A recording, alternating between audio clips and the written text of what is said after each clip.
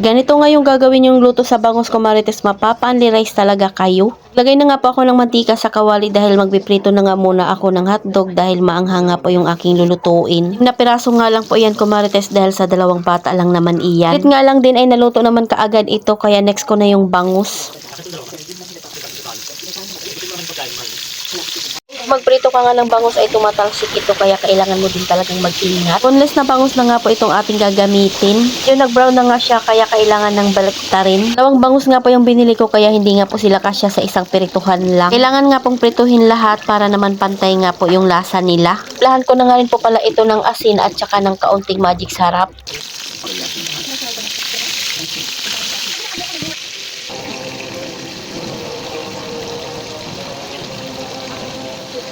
So ayan at naluto na nga rin po yung pangalawang batch na pinrito ko. Sa isa ko na nga rin po tinanggal iyan. Na nga rin po kasi ako magigisa ng bawang at sibuyas. Maglalagay nga rin po ako ng 10 pisong alamang.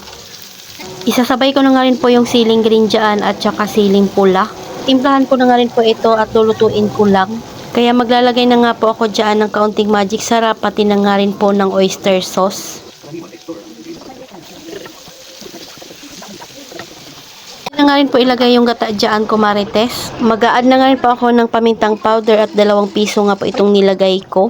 Lutuin ko nga lang po ito bago ko nga po ilagay yung bangus. Dahil medyo maanghang nga po ito ay maglalagay ako ng 2 kutsara dyan ng asukal para mag-balance nga po yung lasa nila. At 1 kutsarang toyo.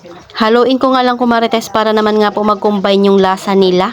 Ganito na nga po yung texture ng gata ay pwede mo na nga po ilunod yung bangus dyan. Pag isang bangus lang din kasi talaga yung gagamitin nyo kumarites, mabibitin lang kayo dahil masarap talaga pag ganito yung gagawin nyo. Nailunod ko na nga po lahat dyan, ayan at hinalo-halo ko na. Kukuluin ko nga lang po ito kumarites para naman nga po ma-absorb ng bangus yung pinakalasa ng gata. Kung gusto nyo mas maraming sabaw ay pwede nga po kayo mag-add ng tubig dyan. So ayan at ganito na nga po yung itsura niya. Amoy pa nga lang nito kumarites, matatakam ka na talaga. Hinalo-halo ko nga po ng mabuti kumarites para naman lahat sila ay malagyan talaga ng sauce. Time ko nga lang po magluto nito at napanood ko lang din ito sa Reels. Laking bagay din talaga yung panonood natin sa Reels at makakakuha nga tayo ng idea ng mga ulam. So ayan, tara at kumain nga tayo. Kaya wag na nga kayo magtaka kumarites kung bakit hindi na nga ako napayat. Ay wala na nga sa vocabulary natin ang magpapayat dahil kailangan nating kumain. Na nga kung marami tayong ginagawa ay kailangan talaga nating kumain. Mapapa-unli-rice ka talaga pag ganito ang ulam mo. Kung napanood ko nga po ito sa Reels ay talaga naman sabi ko lulutuin ko nga ito kasi mukhang masarap. Tapos pa nga lang nito kumarites ay ulam na. Nagustuhan nga rin ni Jowa dahil wala na nga itong tinik.